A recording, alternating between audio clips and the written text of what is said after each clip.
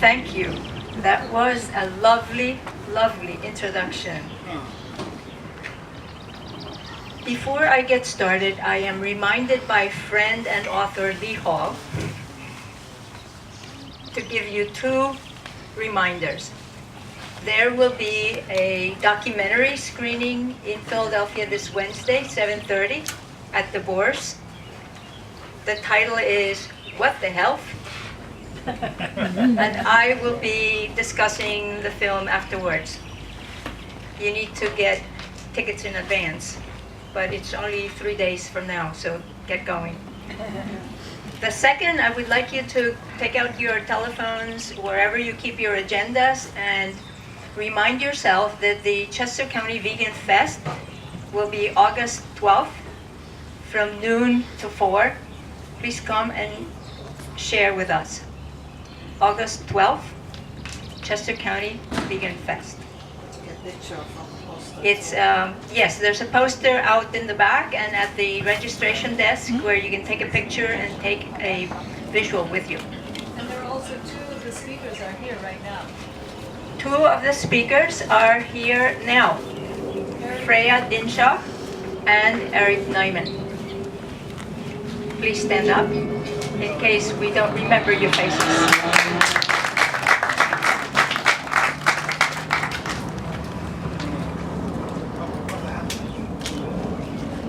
Following that poem, what I'm going to talk about is veganism is healthy for everyone. Now let me ask you, who is everyone? Who is here younger than 20? Raise your hand. Younger than 20? A few. How about 20s? Anybody? How about 30s? In their 30s? Okay. How about in your 40s? In your 50s? And beyond.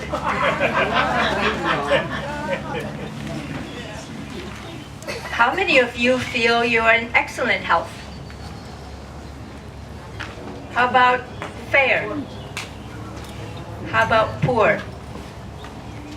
Now, some of you might think that as we age, we're supposed to really gain some diseases. Well, it's common, but it's not normal. It's common to develop chronic illnesses as we age, but it's not normal. In other words, we shouldn't expect it. The third poll I'm gonna really subject you to is whether you eat from which category of food.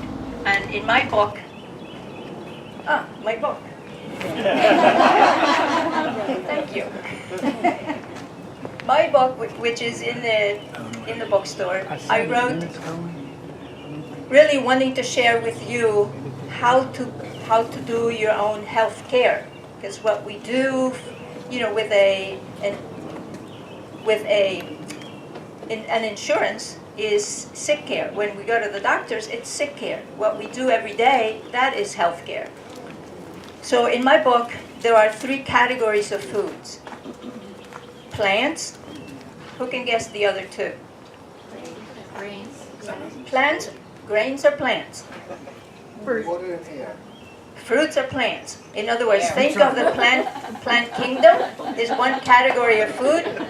Maybe you just don't participate in these other categories of foods, but animals, right? So plants, animals, and somebody says here synthetic, but I would say factory processed foods, right? These are really 3 big categories. And if you've been eating from the animal and factory processed food, you will earn these chronic diseases, which are what? Overweight and obesity, hypertension, high cholesterol, diabetes, inflammatory bowel disease, arthritis, migraines, gallstones, kidney stones, gout. Need I go on? Some cancers. Of course, underlying all of these conditions is chronic inflammation, as somebody mentioned. So if you've been eating from the category of foods that are not plants, and we'll go into that, you are incubating or working really hard for your chronic conditions. So when they appear at 30, 40, 50, do not be surprised. I don't want you to think, out of the blue, so-and-so had a heart attack. It was not out of the blue. They really worked hard for it. Out of the blue, he was diagnosed with diabetes. Not out of the blue. Developed insulin resistance for a long time before the sugar just could not go down. So, regarding veganism, the science is uncontroversial. Eating from animal and processed foods as our dietary pattern has gotten us into a big health mess. Would you agree? Yes. Could you define processed food? Could I define processed foods a little bit more? Processed foods are those items that are boxed, bagged, shrink wrapped, that you can't recognize unless you read the label, unless you read the ingredients list. In other words, what makes a bagel? Unless you know the ingredients, that doesn't really grow in nature. And in fact, it was in 1973 that we, by law, are able to have a nutrition label on processed foods. Before 1973, you didn't know what was in Spam or in wholesome bread. Wholesome bread. So that's processed foods. And processed foods are also nachos and, all kinds of sweets and candies and Nutri-Grain bars, anything that you do not recognize unless you read the ingredients. That's a processed food.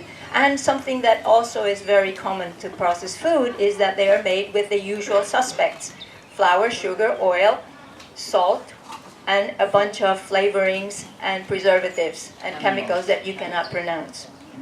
So that's the big category of processed foods. If you are eating from that as your dietary pattern, if you've allowed your kitchen to really have room, shelf space, refrigerator area, chest, you are really keeping a lot of more healthy, nutritious foods from your body.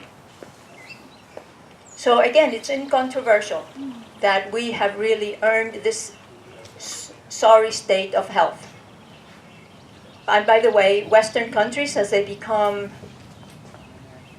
or developing countries, as they become westernized, they develop these diseases pretty fast.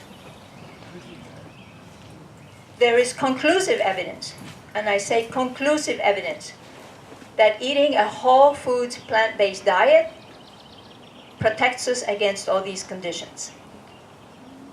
There is conclusive evidence. Remember that the food pyramid became a food plate in 2010, and they eliminated the only animal food in it. It's now called protein, which is an unfortunate step in the right direction, because every plant food has protein. But meat is no longer featured in the USDA dietary guidelines as a necessary food. Now, we might never have enough evidence. That a 100% whole foods plant-based diet is the best for us.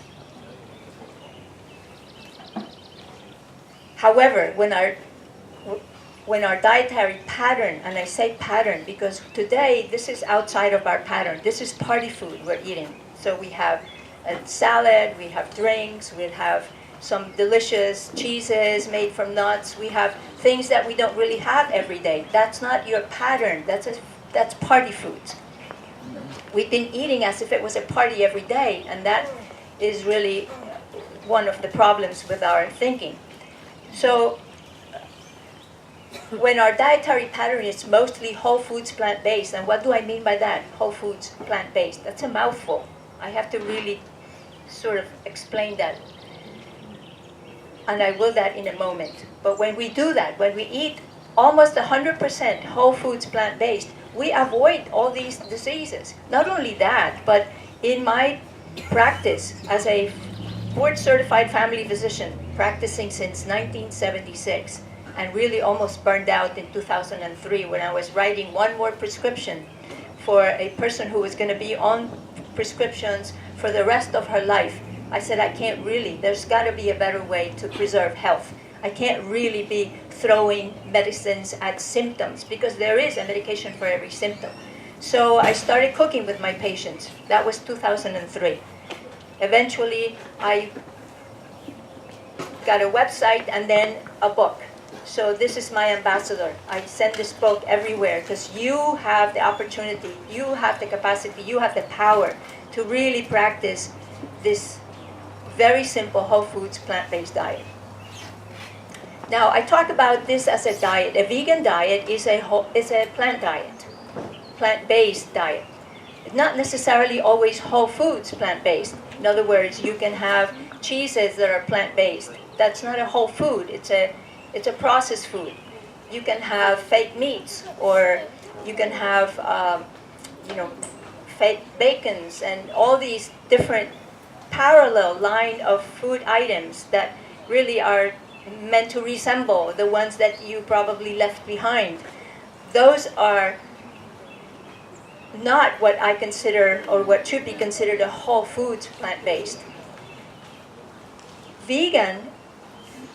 Veganism is a philosophy or a way of life. It should not be put to the scrutiny of science, because it cannot be explained with science.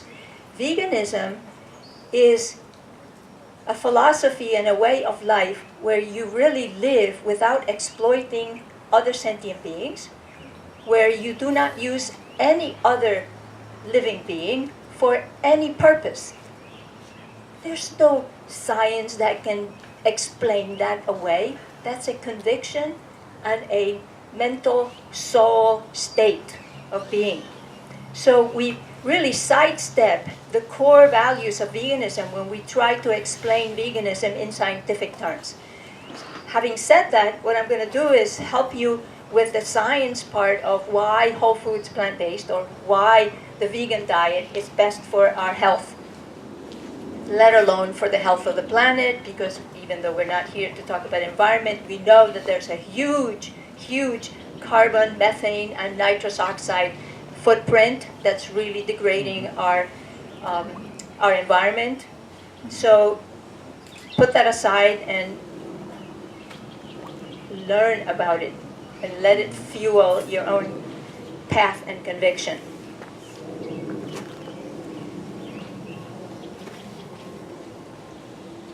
So what I would like to say is, what is it about plants that make them so important and so essential to our health and the health of the planet and the health of everyone involved? Plants are the only living entities on the planet Earth that do what?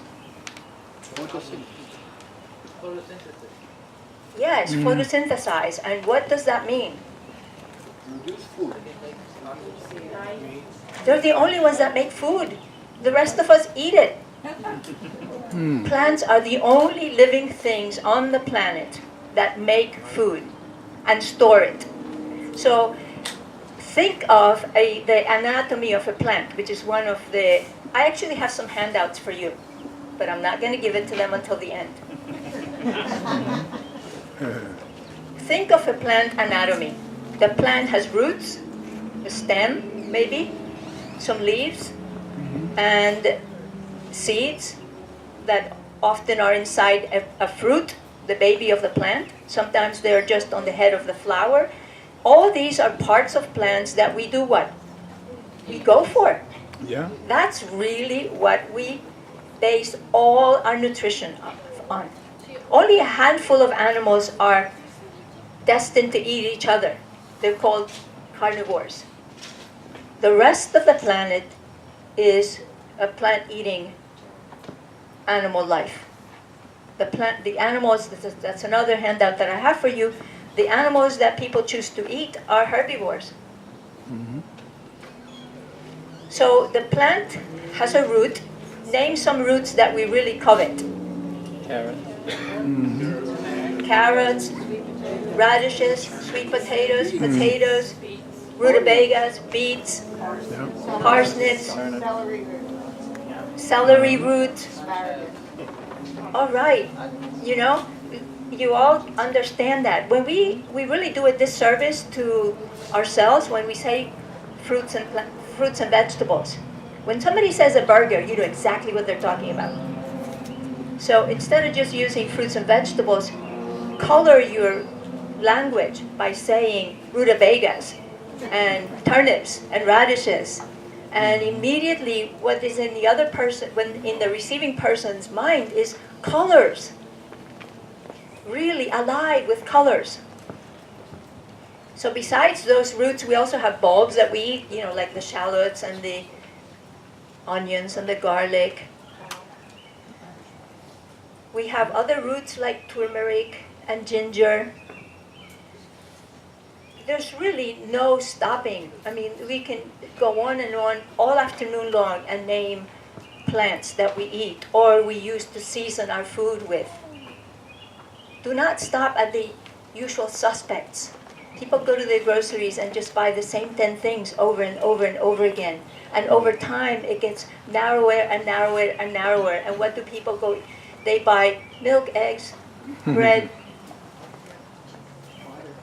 butter, and some animal parts. And that's what they eat the rest of their week. And when these conditions show up, they say, why? I've been eating well. That's another thing that we have a very, very skewed notion of what healthy eating is. So going to the stems, you know, the celeries and the asparagus and whatever we can eat from plants. But we really, of many plants, we eat mostly the fruits or the seeds. So what are some fruits? And here I'm treating you as scientists because fruits are not just the sweet ones. Fruits are the part of the plant that has the seeds, exactly. So let's name 5 fruits. Tomatoes. Apples, avocados, okra. Exactly. So if it has the seeds inside, this is a nice game to have with children. You know, what part of the plant is this? It's the fruit. I mean, it's just very simple. We bypass the leafy vegetables, which I don't mean to because it's one of my favorites, and it's the way to really make a soup for 2 for 10, or to really flavor anything from a hummus to a tofu scrambler with either spinach or kale or collards or Brussels sprouts or cabbages, Napa cabbages, and then these heads that are just lovely little trees like cauliflower and broccoli, and on and on and on, with particular health benefits to us, and I will mention just a couple. Cruciferous vegetables, known also as brassica vegetables. They help our P52 gene, which is the one that monitors our cells dividing and maybe mutating and maybe going rogue on the cancer path and just kills them. Don't you want to have a cruciferous on the watch every day? And arugula is another cruciferous. So there's really such a great variety. Turnips, radishes, they're all crucifera. So you can really have 1 or 2 crucifera every day and not get bored or not really think that your diet is very narrow. So back to the fruits and maybe then the seeds. There are 3 types of seeds.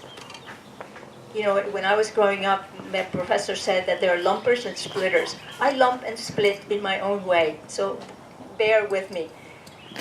3 categories of seeds. What can you mention some of them? Okay, when I say seeds are the seeds of plants, so grains, that's a big category of seeds, grains. So rice, oats, quinoa, barley, amaranth, millet, corn, those are all seeds of grasses. Those are all, the grains are seeds of grasses. Other grains that we use, other seeds that we use are the seeds that grow in pods, like soft pods, like legumes. Yes. So I don't know how many of you have seen how chickpeas grow. They grow 2 in a pod. Go to an Asian, Indian, or Latino market and you'll see green chickpeas in the pod. They're delicious. You know, like edamames. We go in waves here in our consciousness. I mean, we're so selective and we're so when one fad burns out, we go into the next fad. And I'm asking you to really keep a wide notion. So the seeds that grow in pods are called legumes, and they're the lentils and the chickpeas and navy beans and black beans, and there's a seed, one for every letter of the alphabet. And they're colorful, and the way you cook them is how? In water, just like grains. Just put them in water, and that's it. Cook them in water, and then you flavor them. There's another category of seeds that grow not in soft pods, but in woody pods that you have to crack open. And we gave them to the goby, that would flick them against the side of the Tusk fish. the tusk. That's right. Why would I forget? By the way, if Dr. Balcom's, Jonathan's talk was entertaining and illuminating and really heart-opening, the book is that and so much more. So, thank you. So the seeds that grow in woody pods are the ones that you have to crack open, like walnuts, almonds, chestnuts, cashews, Coconut. How about like pecans. sunflower seeds and pumpkin? Okay, so the ones that you have to crack open. There are some, like this person here says, are seeds that grow on the heads of flowers, and you really just have to run before the birds get them. Yeah. They're there for the picking, almost on a plate. So imagine this is what nature has to offer us. This is what plants have to offer us. And what do plants make most of? Of the 3 nutrients. Again, only 3 nutrients in the whole planet. They're micronutrients, which are known as the zinc, the minerals, zinc and iron and magnesium. But there are 3 macronutrients without which there is no food. What are they? Vitamins. Carbohydrates, proteins, and fat. Exactly. And if you go to the nutrition label, which I mentioned was law only since 1973, they will highlight carbohydrates, protein, and fat. Which one do we need the most of? Carbohydrates. 70% of our calories should be from carbohydrates. Now, there are carbohydrates that have earned themselves a bad name, and those are the ones that have been refined to only be flour or sugar. Those are the 2 refined carbohydrates we should steer away from. But that's easy because they are in the category of foods that I mentioned earlier was what? Processed foods. So if you don't go for processed foods, you're cool, right? Yeah. All the carbohydrate that you need is enveloped in the natural plant food, in fiber, water, a little bit of protein, a little bit of fat. Exactly what we need. Because if I took a hunk of any one of us, what is it? Protein and fat. There's no carbohydrate there. Only carbohydrate in our bodies is the sugar flowing through our arteries on the way to be used for energy. Now, you go to your kitchen and you have sugar ready from the bowl. That's way too much. We tend to use too much when it's refined and right there in a bowl. Same as oil. Fat. The way that fat exists in nature is how? As part of the plant, part of the seed, part of the blueberry, part of the apple. All foods, all plants have carbohydrate, protein, and fat.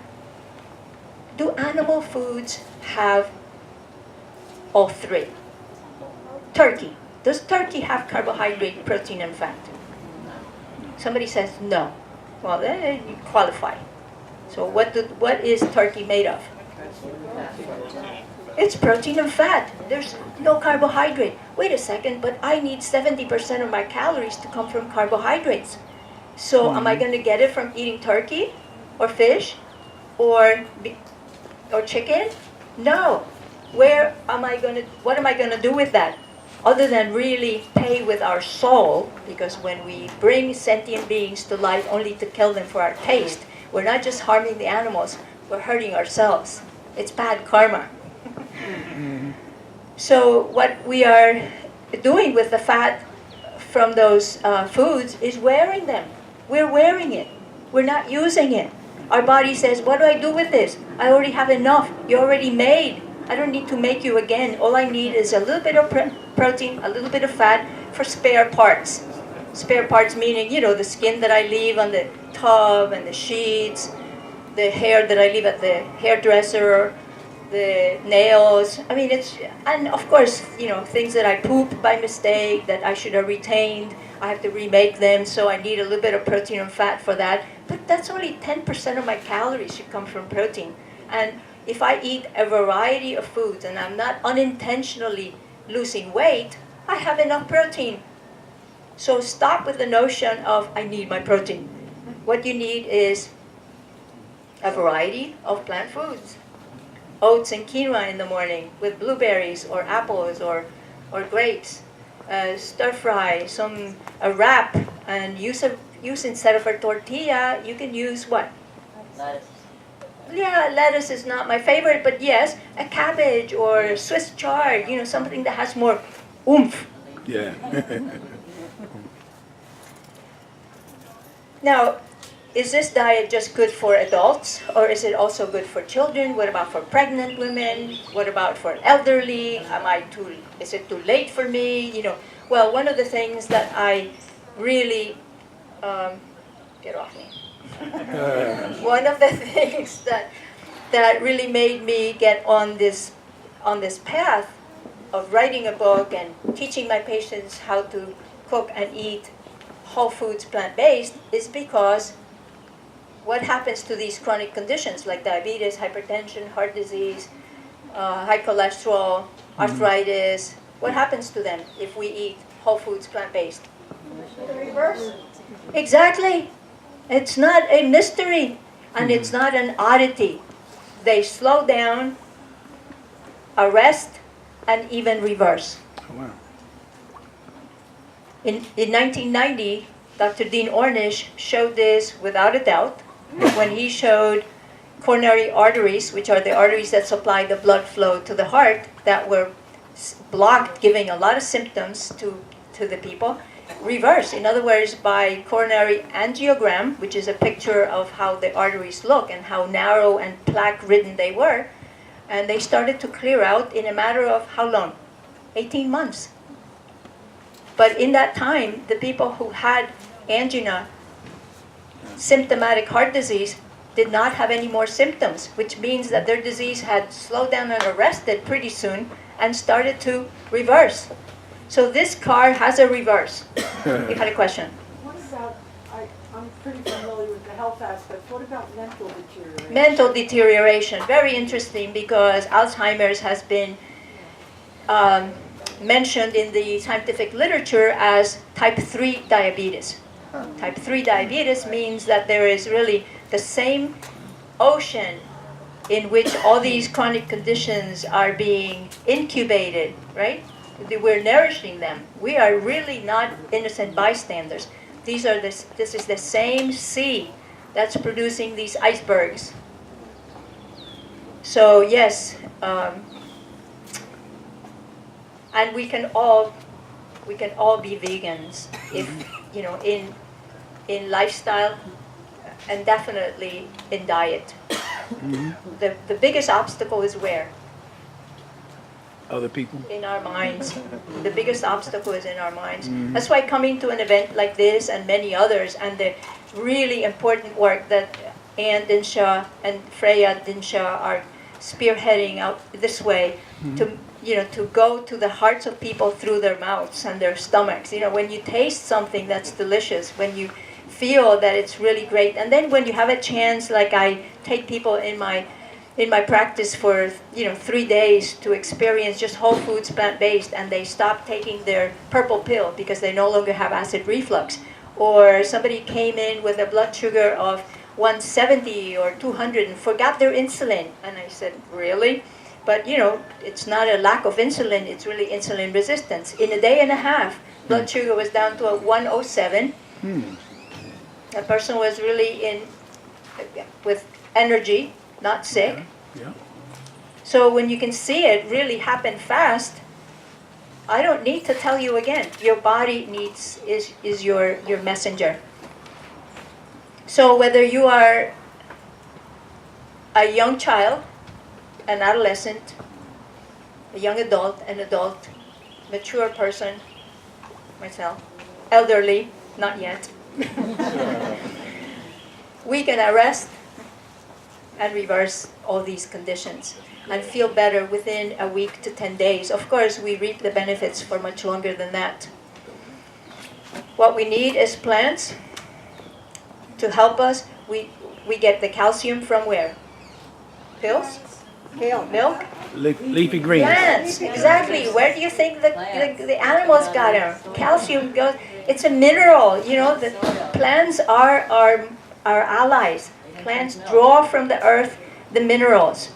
What else do we need? We need our fiber. We need fiber. Who gives us fiber? Plants. FiberCon? Plants. Plants give us fiber. The only ones that make fiber. And we do not digest. I have one interesting thing to say, and I don't know where Jonathan is, but he talked about being generous or doing something for others. Altruism, that's what he mentioned, right? B12. Every animal makes B12 in their intestines. Actually, we don't make it, but bacteria make it in our intestines. But we make it too far down in the gut for us to absorb our own. So it's an act of generosity. We poop it out for the rest of the planet.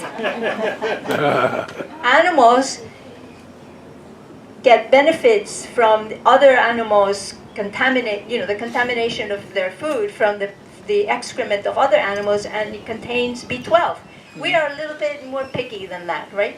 So we do need a vitamin B12 supplement. So that's all we really, really need. We need to eat plants, a great variety of them. Consider processed and factory foods as party foods, and then a B12 supplement.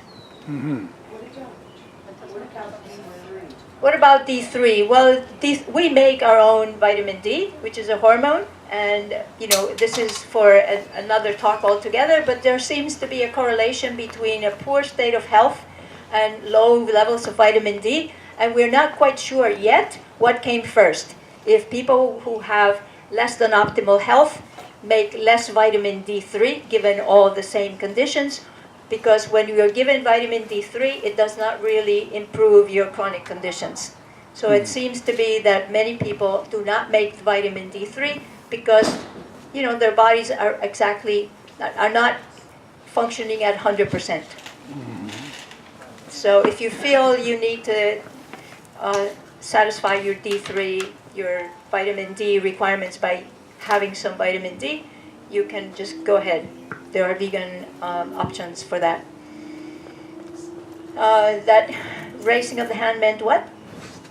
Half hour, but that's between me and you. That I already spoke for half an hour? Yeah. Okay, so I'm almost done, actually. Won't take your time. What do we do for muscles? I mean, don't we need extra protein for muscles? What do we need? Exercise. And I'll tell you very quickly, exercise, if your heart is pumping against high blood pressure, your heart muscle gets big. Did you give your heart muscle extra protein? No, it just pumped against high blood pressure, and that's how it got big. So you pump against pressure, and your muscles will get big. All right.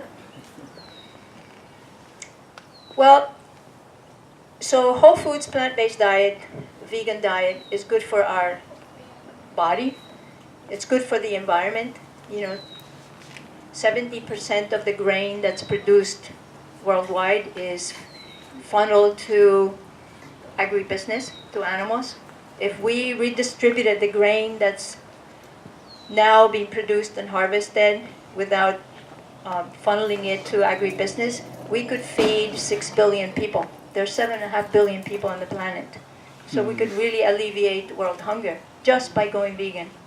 How about that? Mm-hmm. You know? Wow. Right now, our diet would only sustain 2.5 billion people. Of course, there's world hunger. Can you compute? Yeah. All right. So, that's the riparian areas in need of repair. That's how I remember it. It's the areas that are on either side of waterways Mm-hmm. where the animals are allowed to graze. They go to areas that are water and there's more lush. They really completely change the ecology. The animals that live there are displaced. You increase erosion. So think of just the ripple effect of just because we like the taste of flesh. Mm-hmm. Because it's really no more than that. We don't need it. And in fact, it's hurting us, but we don't want to see it. Let me put my blinders back on. We cannot escape, the kinship with all that lives. We will, as we do, violate animals every day. But it's not the animals alone that really get hurt by this, our chosen lifestyle. It's also hurting the soul of humankind. Thank you. All right.